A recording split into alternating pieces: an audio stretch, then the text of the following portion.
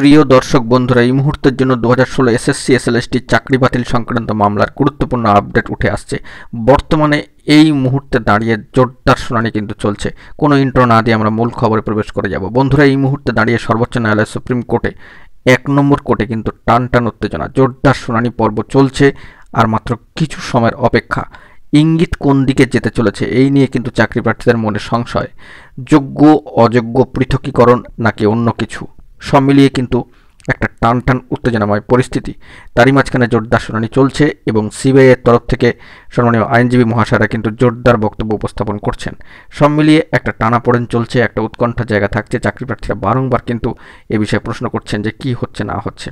তবে আমাদেরকে কিছুটা সময় অপেক্ষা করতেই হবে ফলাফল কোন দিকে গড়ায়। তবে আজকে অনেক বিষয় কিন্তু স্পষ্ট হয়ে যাবে। আর কিছু সময়ের অপেক্ষা, আজকে বেশ কিছু ইঙ্গিত বহ কিন্তু বিষয় উঠে আসবে।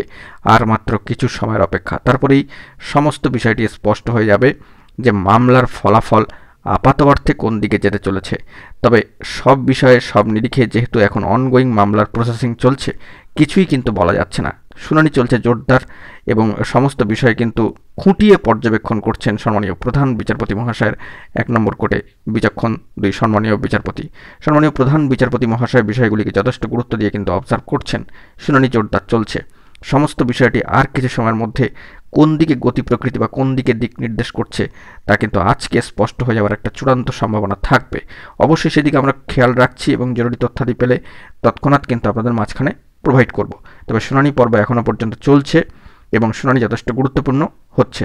তো দেখা যাক, আর কিছু সময়ের অপেক্ষা। এখন এটুকুই, সকলে ভালো থাকবেন, চ্যানেলটিকে সাবস্ক্রাইব করে রাখবেন জরুরি আপডেটগুলি পাওয়ার জন্য। ধন্যবাদ।